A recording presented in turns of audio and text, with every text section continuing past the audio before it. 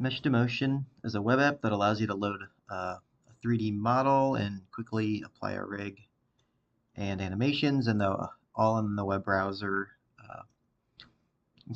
Export everything out to a GLB file, and then load it into your favorite game engine or uh, 3JS app or whatever you want to do with it after that. Everything's free and open source under the MIT license.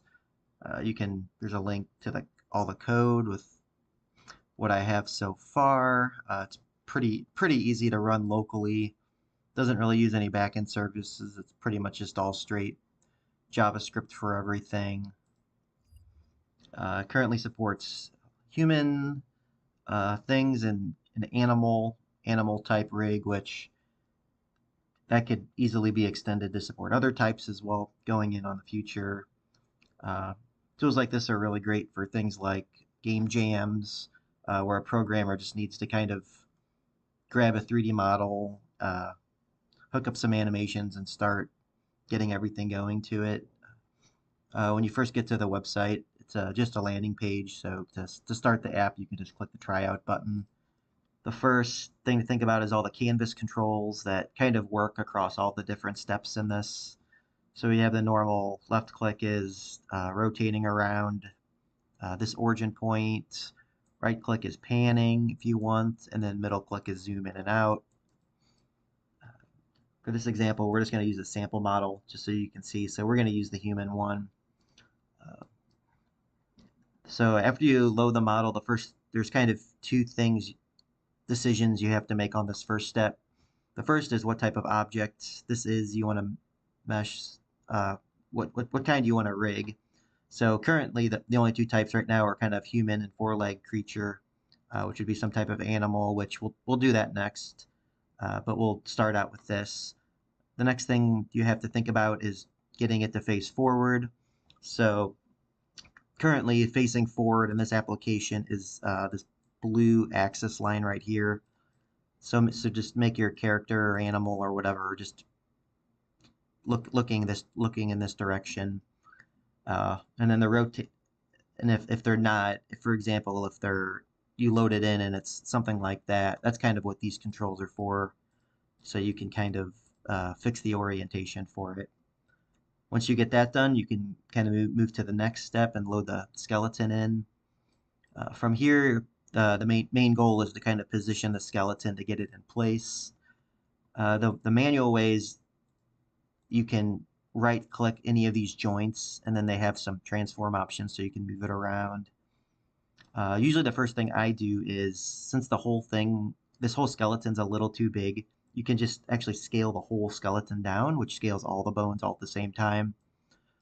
So that's what I'll do with here. I'll click this a few times, and then that's good enough for now. But if you need to tweak anything else afterward, you can easily tweak stuff if you want to move things around a little bit more.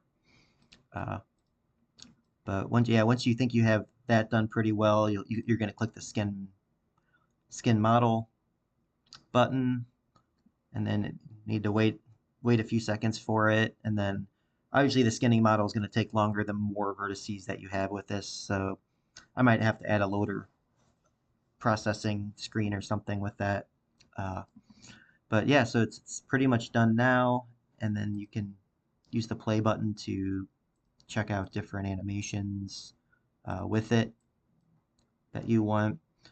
Uh, if for some reason that the the mesh is looking weird or things aren't quite right, it's very easy just to go back, play with the bones a little bit, and then just reskin it again. So sometimes things need to be tweaked a little bit to get okay results for it.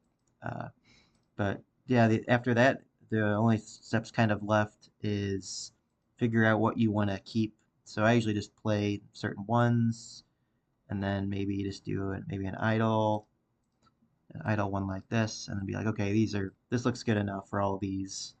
And as soon as you at least export out one of these, you can just click this download GLB button, and this will export it out to a GLB format, which you can using a lot of game engines or a 3JS project or something like that.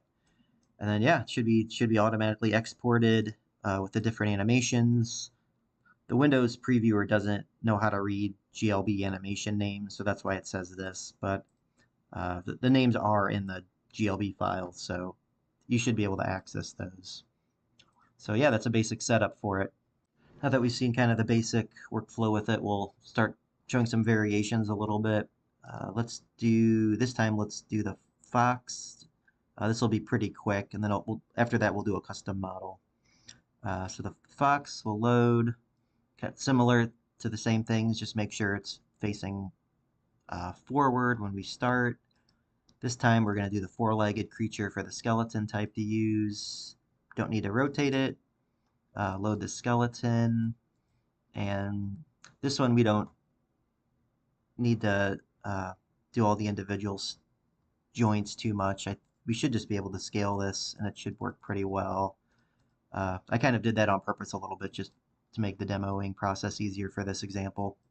But yeah, basic idea is position that around, then we'll skin it, then it looks all right, and then kind of just do the normal thing. Click what we want, and then we can export it, and it'll work the same way the humanoid one does. So it's pretty much the same workflow whether you're doing a human type thing or an animal or whatever else we eventually add to this thing. So that's that. Let's restart it. Let's upload a custom one. We'll do a giraffe. So this came from another 3D program, something I just found online. And obviously it's rotated, so I think we can, yeah, you just have to update it one time there. So yep, first step, loaded it in, it's facing the right direction. This is a four-legged creature, and then it's big, so I'm probably going to fast forward it a little bit, but basic process is usually kind of similar. Just kind of scale it down at first. Maybe we'll switch to the side view to start, and then the bone. There's usually some root bone, so that kind of controls everything. So that for the animal one, currently it's kind of the hip bone. So if you do that, it's kind of a good way to start positioning everything. So I'm going to do that, and then slowly start modifying a lot of these things. And since I have this mirror on, it's actually modifying the left and right side. So that'll make things a little bit simpler.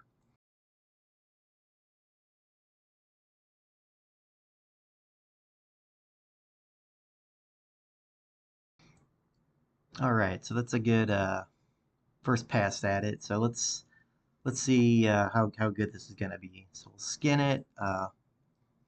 It's kind of okay. Walking, it's a little funky with some things with it. Like one of the things is and this is kind of how the skinning algorithm currently works. A lot of it has to do with the distance, whatever's the closest. Since this thing has a super long neck, as far as the skinning algorithm is concerned, that uh, I guess it thinks that some of these bones are more over here. So let's go back. So this is kind of where the tweaking is. Maybe I might want to move this maybe down here more.